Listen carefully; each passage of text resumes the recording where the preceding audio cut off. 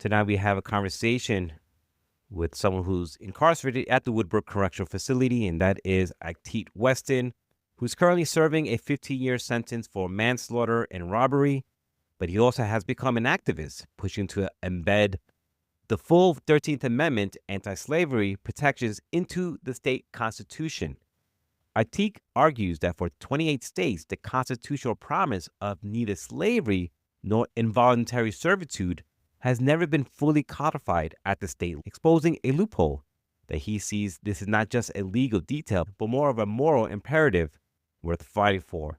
I first asked Atiq what exactly enacted his activism, and this is what he said. I mean, the 13th Amendment, that pertains to my entire life of being a minority and being an African American. And then I feel like I'm enslaved in the prison system. And, that was one of the institutions that once enslaved African Americans once upon a time. So it was like my interest is just in furthering any activism that can eliminate any form of discrimination against my people. You sent me some information on the states that haven't codified yet. Can you walk us through what you discovered about the states failing to fully codify the 13th Amendment? All right. So during my research about the 13th Amendment, me and my brothers, Rashid and Qasim, we discovered that 28 out of 50 U.S. states have still not codified the constitutional protections of the 13th Amendment against slavery and involuntary servitude into their local state constitutions. The 13th Amendment was officially ratified by Congress 160 years ago in 1865. There is no reason why any state, yet alone 28 states, should not already be in full compliance with codifying these anti-slavery protections into their state constitutions. This issue isn't about public debate. It's about constitutional demand. So it's non-negotiable. It has to happen because it already should have happened before this conversation ever took place. Without the 13th Amendment, minorities in America would still be acknowledged as property rather than worthy human beings.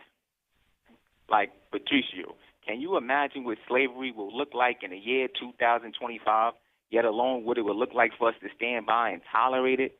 What do you think about these omissions in 28 state constitutions? Well, it's not really what I think, because we're here talking about your activism and the reasons. But well, let me ask you this: during your research, what surprised you the most about when you first started digging into this research? Anything sort of stood out to you? The first thing that stood out to me was just like once I started looking into the legal database, the Westlaw database, I noticed that New York, we didn't codify the anti-slavery amendments into our state constitution. So that drew my attention into wanting to research whether other states missed it as well. And the results of that was shocking. It was mind-blowing. I started researching it, and then it was just like I started creating a list, and it was like 28 states. It's like over half of the United States of America has not codified the 13th Amendment protections against slavery into their state constitutions. So I wanted to share that with people so we can try to see if civil rights organizations can talk to those lawmakers in those negligent states, and we can get that codified into their state constitutions as a way to pay respect for all the great in history of actually ever enslaving human beings, period. Yeah, and in some of the states, which actually I found surprising, like Alaska, Arizona, Connecticut, Delaware, Maryland, Massachusetts, these were, they say, weren't codified until the 13th Amendment was codified in 1865. Is that correct? Yes. So why do you think that so many states have not taken this step, even after about almost 160 years? I can't even answer that question for them. I just know that something needs to happen now because it feels like disrespectful to even know that. Like how I don't even know how it hasn't happened, but it's disrespectful to know that. And I think a lot of people, that's going to wake up a lot of giants, a lot of these civil rights giants, and they're going to want to hear answers to that question as well. Have you reached out to any elected officials on this? On this topic Yeah. specifically, I haven't been able to, but I was contacting them with my anti-gun violence initiative, and I actually received a response from Congressman Pat Ryan's office in relation to my torture and terrorism deterrence act. Yeah. So you spoke about this a little bit in the beginning. I want you to know more about how does this issue directly connect to people who are incarcerated today? The 13th Amendment, I think it doesn't really matter whether you're actually incarcerated. It's just period. You got to live in this nation to where you have federal rights. Those rights are supposed to be extended to all state jurisdictions. It's mind blowing. There's no reason why that shouldn't be codified. But yeah, it doesn't matter whether you're confined or you're free. It's just rights that's supposed to be acknowledged and codified as a way to show respect for what we struggled against. You know what I'm saying? You mentioned also some territories like Puerto Rico and Guam have already, codified these protections. What do you think that contrast is between us and them? Oh, that right there, it's like, how do you have territories? These aren't even official states. These people are fighting for rights. They want to become a state. Like, I also believe Puerto Rico should be voted in as a state so they could get more representation as well. And hopefully that'll boost their economic standing as a state. But you got territories like that fighting to become a state, and then you have actual states. These territories are in compliance with our federal constitution, but our actual states aren't. That's another thing. That's concerning as well. You get what I'm saying? Like, the states have more rights under our nation than territories, but the territories are already in full compliance with our constitution, but our states aren't. So you mentioned the other things you are you're advocating for, the gun violence. You mentioned you spoke to Representative Pat Ryan or contacted his office. What do you hope will happen as a result of bringing attention to this, both from within inside and with outside the prison walls? I want some sort of legislative change. If you don't mind, could I actually introduce the legislative bill I propose some? Yeah, go right ahead. All right, so one of my most prized self-created legislative bills is the Torture and Terrorism Deterrence Act of 2025. Like I said before, our local New York Congressman Pat Ryan's office recently acknowledged receiving my legislation by email during the first few days of this month of September. To be brief, one of the most impactful pieces of my legislation pertains to the anti-terrorism provisions, which are strategically designed to prosecute mass shootings, severe hate crimes, and cyber attacks against American critical infrastructures as an act of terrorism under federal law. These very same provisions will also prosecute assassination attempts against presidents, judges, lawmakers, and military officials as an act of terrorism as well. So, as soon as my legislation is passed before Congress, our elected state and federal lawmakers, presidents, and American military officials will immediately begin to receive enhanced federal protections to deter violence against them. Also, under this legislation, all mass shootings and mass killings will be prosecuted as an act of terrorism. So all of those cowardly mass shootings that have been taking place and targeting our children's schools will be prosecuted as an act of terrorism from here on out. And cyber attacks against our critical infrastructures that have been perpetrated by foreign actors from China, Russia, Iran, and North Korea will also be prosecuted as an act of terrorism. I don't know whether people understand how important critical infrastructures are towards our economy and national security, but if someone was successful in destroying our critical infrastructures, hundreds of millions of people's lives would instantly be disrupted. And depending on what critical infrastructures were destroyed, a lot of lives will be lost. A school, a hospital, food and water systems, our Congress, voting systems, and energy and transportation infrastructures are all prime examples of what a critical infrastructure is. The provisions of this legislative bill are so important towards the national security of this nation that it must be passed, no exceptions. And I need the media and public's help to influence Congress to speed up the process of this legislation. Like, Patricio, be honest, aren't you impressed that a prisoner created this bill, not a college-educated lawmaker? Yeah, I mean, that sort of leads into my next question. I was going to ask you, looking back on all this work they've done, all this research they have done, and reaching out to some elected officials, for you personally, I want to know, what personal lessons have you taken away from this journey as an activist inside prison? it's empowering. Like, this is how I get through my struggles. You know, I got my struggles in the system and my private life, and just my activisms. It's just like how I keep focused. It keeps me nonviolent. It gives me a way to channel my aggression into a positive area. So I encourage everyone to pick up activism. It's like it's self-empowering. You help people. You help yourself. That's how I get through prison. It's just good for my soul to, like, pick up activism. That's how I maintain my peace of mind, honestly. Yeah. Now, let's say hypothetically, right now, we have all the lawmakers from those 28 states listening to you right now. What would you want to say to them directly?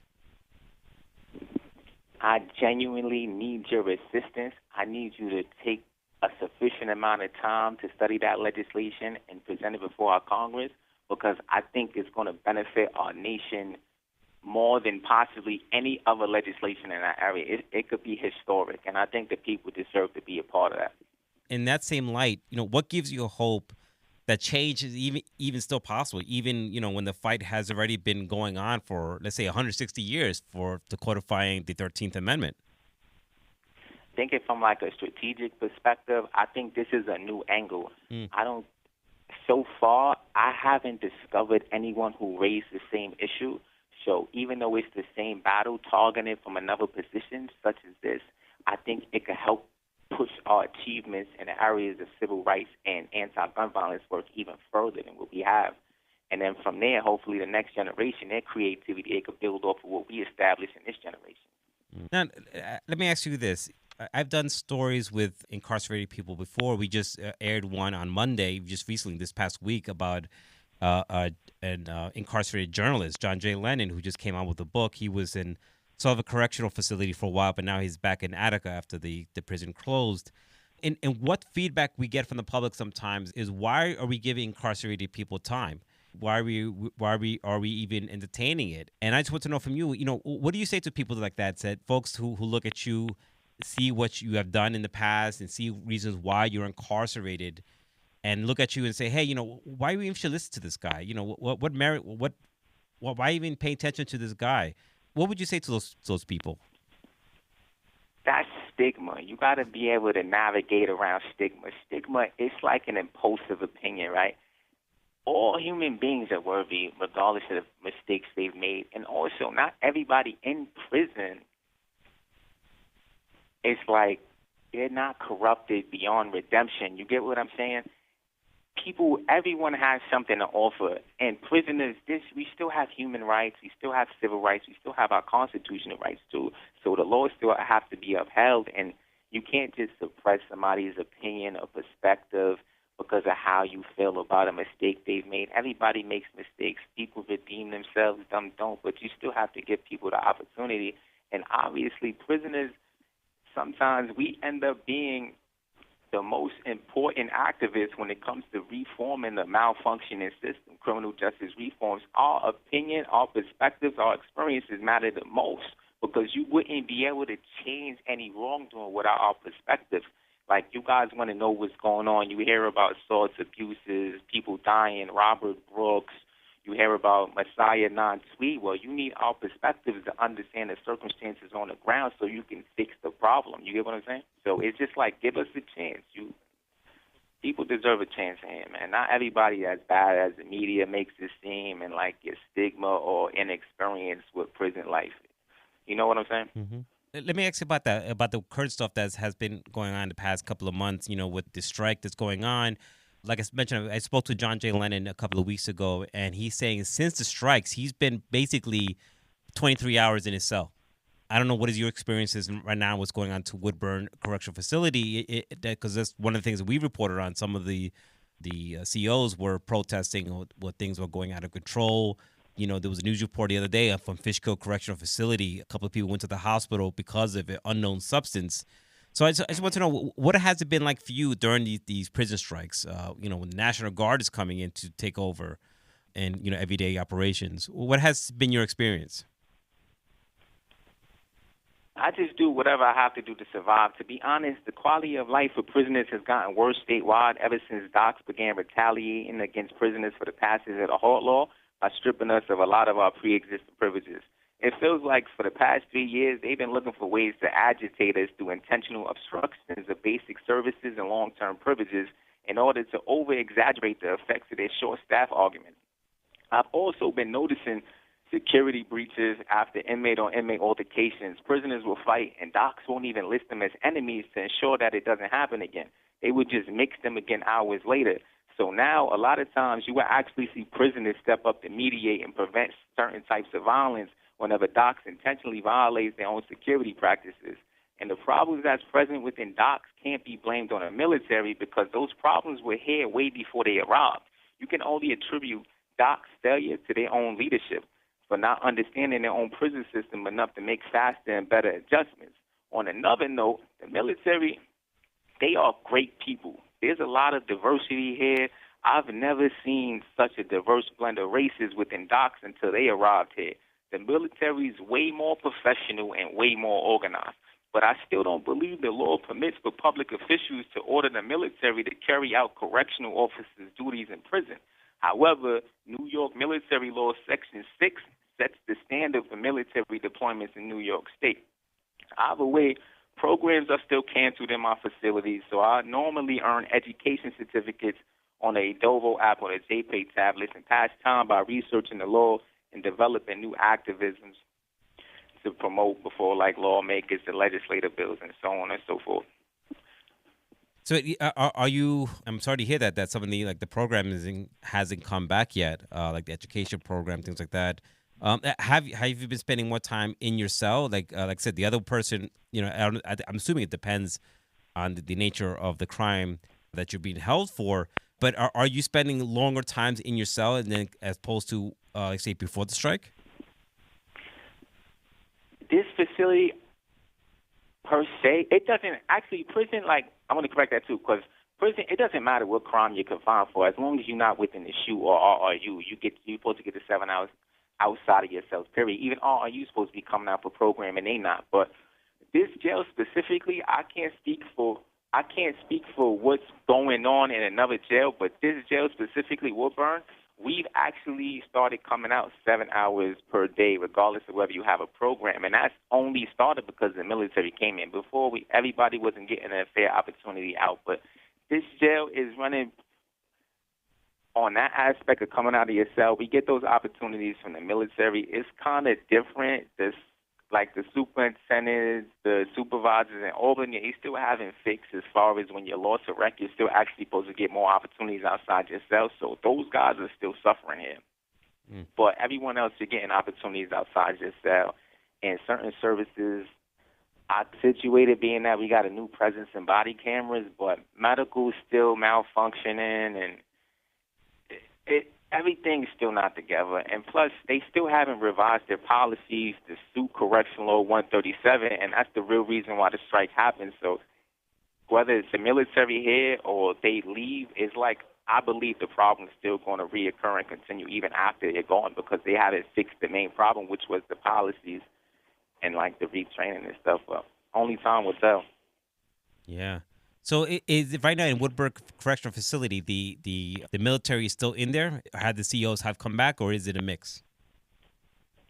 Oh, absolutely. The military, they're here right now. They work the galleries. Usually two of the military here.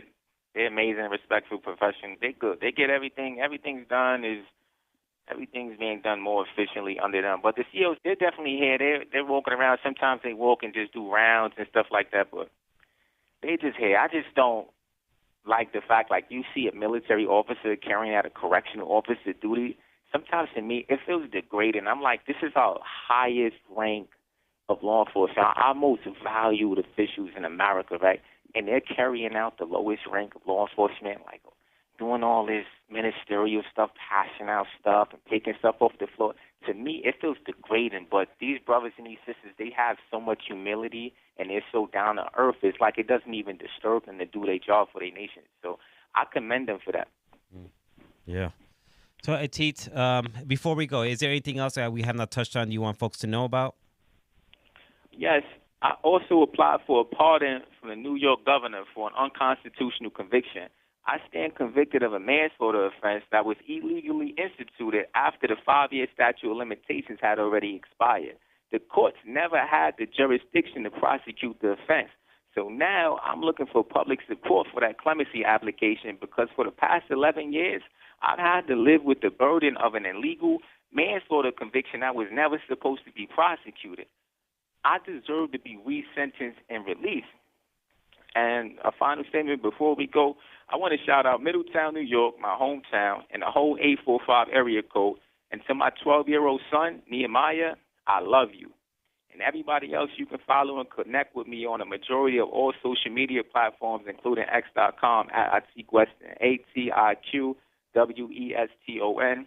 Prison lives matter. We still have rights, civil rights, human rights, constitutional rights. Respect. Thank you, Patricio. We were talking to Atiq Weston, speaking from us from the Woodbrook Correctional Facility about his efforts to call attention to the states that still have not fully codified the 13th Amendment into their constitutions. Thank you so much for talking to me. And again, I'm sure we'll talk again in the future. I do really appreciate this. Thank you, Patricio. Take care of yourself, man. You got it. Bye-bye.